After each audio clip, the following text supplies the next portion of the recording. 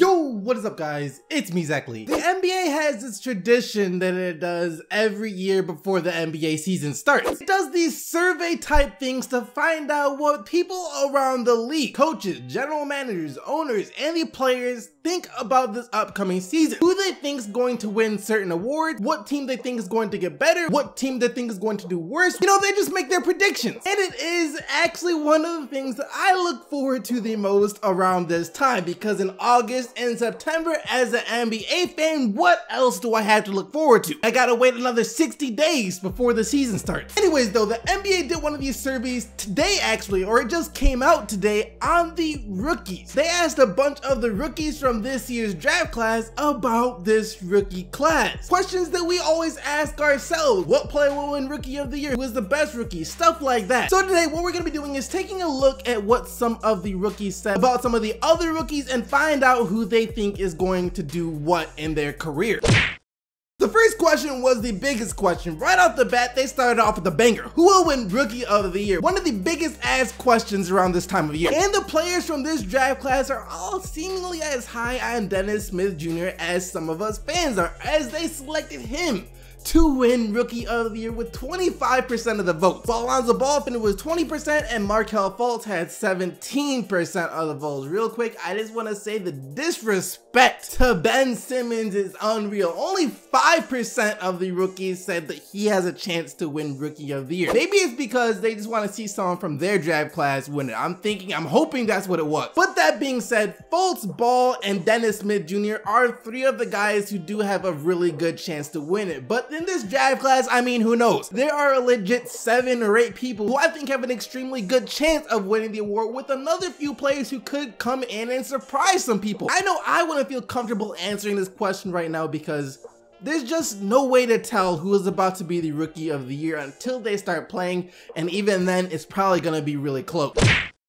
I just changed my mind. This is the most important question by far. Rookie of the Year is fun and all, and it's nice to win, and that is a huge question. Most of the time when a player does win Rookie of the Year, they go on to have a really solid NBA career. But there are some times where a player will win Rookie of the Year and doesn't have the best career. Recent examples like Michael Carter-Williams, Tyreke Evans, players like that who kind of peaked during their rookie season. After that, it's all downhill. On the other hand, you have someone like Kawhi Leonard. He didn't even come close to winning Rookie of the Year, but still, he is a superstar with multiple Defensive Player of the Years and has the NBA Finals MVP. He has already had an amazing Hall of Fame worthy career. So yeah, this question is much more important than who will win Rookie of the Year, and the answers are kind of funny. Lonzo Ball and JAYSON Tatum tied 18% apiece. That's interesting. Lonzo Ball was of course drafted to the Lakers, and then you had JAYSON Tatum right after him to the Celtics. These are the two players who are thought to bring back the Celtics-Lakers rivalry, because what we've seen for the past few years when they played hasn't really been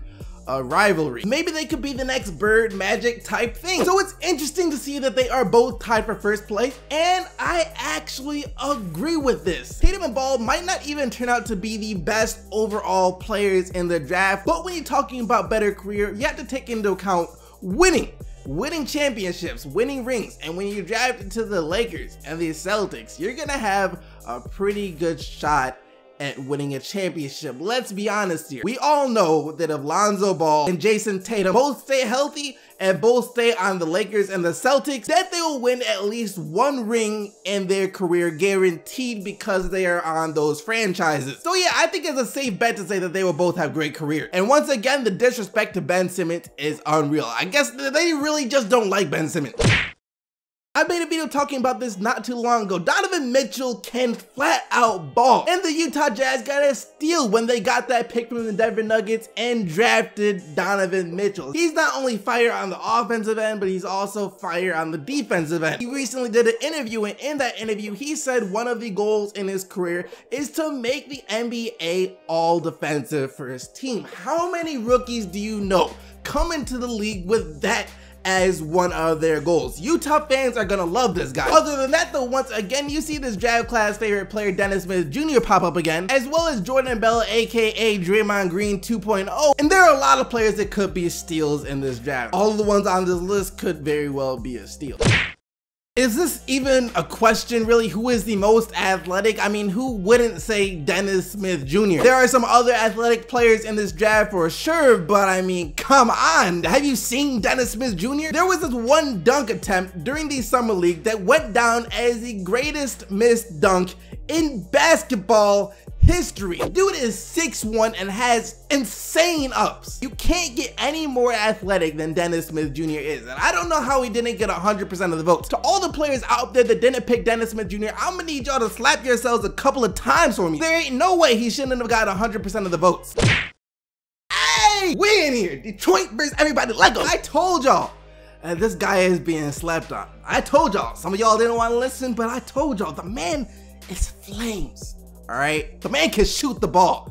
When I was watching him in the summer league, every time he put up a shot, I don't know why, but I just felt like it was going in, and most of the time it did go in. Matter of fact, I wish he shot the ball even more. And I can't remember the last time when there was a player on the Pistons that when they shoot the ball, I expect it to go in. Detroit finally got a shooter. Once again, this wasn't really a question. Best defender, Josh Jackson, hands down right now. If you get picked top 4 in a draft class that is this loaded, and the best thing you do on the court right now is your defense, you know you have to be something special on the defensive end. For rookies, there are a few areas. If you're good at them coming out of college, that doesn't mean you'll be good at them in the NBA right away. Things like shooting. It takes time for shooters to adapt to the NBA, the range and the pace of the game, so they might struggle out the gate. Even playmakers, same thing. Pace and also the better defenders, the physicality. They might make a few mistakes, turn the ball over a bunch during their first years. But if you are a good defender on the college level, you will be a good defender in the NBA. That will not change. And even if it might take his offensive game a little bit of time to develop, Josh Jackson will make an immediate impact on the Suns with his defense. But then again, you do have Draymond Green 2.0 right there as well, not far behind Josh Jackson in terms of voting. You saw during the summer league that he is also a really good defender. And once again, you saw during the summer league that the Chicago Bulls most definitely shouldn't have sold him for $3.5 million. What rebuilding team sells a draft pick for $3.5 million? That just shows you that all the Chicago Bulls front office cares about is that money. And the last one is the best playmaker, and once again, this wasn't really a question. And of course that award went to Lonzo Ball. Jason Kidd and Magic Johnson. Lonzo Ball isn't getting comparisons to them for no reason. There's obviously a reason. The kid can set up his teammates. He's one of the guys that makes all the other players on the team look a lot better, which is one of the main reasons why the Lakers wanted him. When you have a guy like that, other players want to come play for you to play with him. The Lakers for the past few years have had a hard time bringing in big free agents to play for the Lakers. They're hoping that if Lonzo Ball pans out, that people will see him and want to be able to play with him, and that will help them bring in a lot more free agents in the future. But that's it for all of the big questions. There were a couple of other littler questions, like what the biggest adjustment for you coming into the NBA will be. Most of the players said the physicality, the speed of the game, like how much stronger the opponents will be, and also the thing that they need to work on, and most of the players said their shooting, which is also true. Rookies generally struggle with those couple of things. But now it's time to get what you think. Do you guys agree or disagree with the things that the rookies said? Do you like their picks for most athletic, best defender, and stuff like that? Let me know down in the comment section below. But now let's take a look at what you guys said in yesterday's video. And yesterday I asked you guys what player you think will make the all-star time for the first time in their career this upcoming year, and here is what you said. That was low-key bars. Career and year. I can drop some fire. I think D'Lo is gonna make it. He's on the Nets with no other star player. He's going to average 20+ points easily in the East and give the Nets at least 25 wins. I hope that's not their win total. Question of the day, what about Hassan Whiteside? I forgot about him. He can make it too. Question of the day, look, my man Thon Maker might make the All-Star game. The East isn't exactly loaded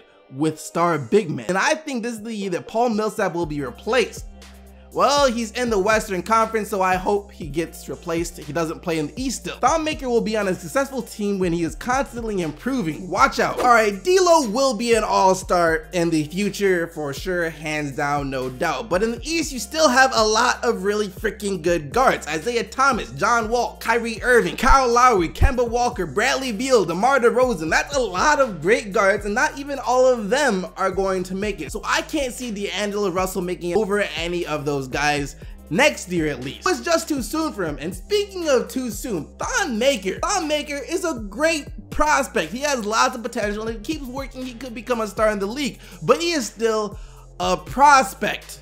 All right, I don't think next year you can expect him to make a big enough jump to become an all-star. That's kind of unreasonable expectations. You got to give him a little bit more time to develop. But that's it for today. Hope you guys enjoyed the video, and until tomorrow, keep getting the Bucks Team STC, and I'm out of here. Peace.